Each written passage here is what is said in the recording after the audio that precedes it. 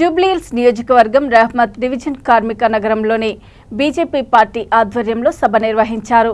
ఈ సభకి భారతీయ జనతా పార్టీ రాష్ట్ర అధికార ప్రతినిధి రాణి రుద్రమాదేవి, బాజీ ఎమ్మెల్సీ ఎం రామచంద్రరావు ముఖ్య అతిథులుగా విచ్చేసినారు।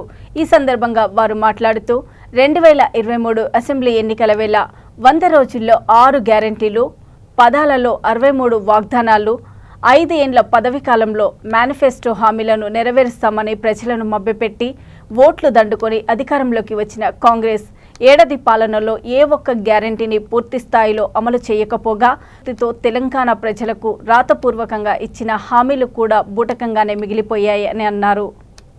ఒక్కొక్క యువతికి కాలేజీకి పోయేటటువంటి వాళ్లకు స్కూటీలు ఇస్తామని చెప్పిండ్రు। ఈనాటి వరకు ఒక్క యువతికి ఇయ్యలే। ఒక్కొక్క ఆడపిల్లకు పెళ్లి చేసుకునేటప్పుడు తులం బంగారం ఇస్తాము, 1,00,000 రూపాయల కళ్యాణ లక్ష్మి ఇస్తాము అని చెప్పిండ్రు। ఈనాటి వరకు ఇయ్యలే। మహాలక్ష్మి అని చెప్పి నిండా ముంచినటువంటి పార్టీ కాంగ్రెస్।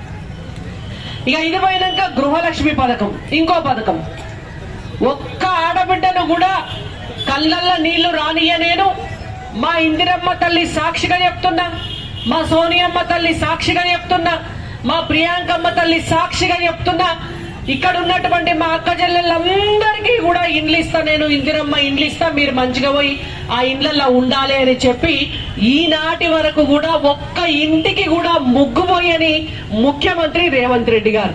రాష్ట్రం వచ్చినాక కానీ ఇటువంటి ముఖ్యమంత్రిని అయితే మేమైతే ఎప్పుడు చూడలేము।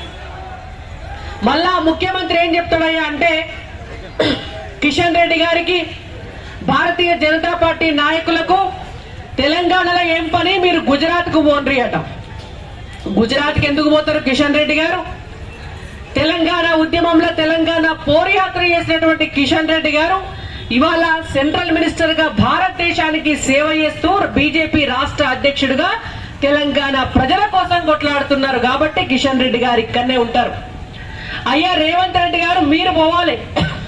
తెలంగాణ ఉద్యమం నడిచిన నాళ్ళు సమైక్యాంధ్రంలో సంఘన చేరి, సమైక్యాంధ్రంలో పైసల కోసం ఎగబడి, ఆ తర్వాత ఇటలీలో చేరి కాంగ్రెస్ పార్టీ అధికారంలోకి నేను తీసుకొస్తా అని చెప్పి పిసిసి చీఫ్ అవ్వడం కోసం ఆంధ్ర కాంట్రాక్టర్ల దగ్గర పైసలు తీసుకొని ఢిల్లీలో పైసలు ఇచ్చి పిసిసి చీఫ్ పదవి కొనుక్కొని, మళ్ళీ ఇక్కడ పార్టీ అధికారంలోకి రాగానే ముఖ్యమంత్రి సీటు కొనుక్కొని ఇవాళ తెలంగాణ ప్రజల సొమ్మును దోసుకొని మహారాష్ట్రలో ఎలక్షన్లు అయితే మహారాష్ట్రకు, హర్యానాలో ఎలక్షన్లు అయితే హర్యానాకు, జార్ఖండ్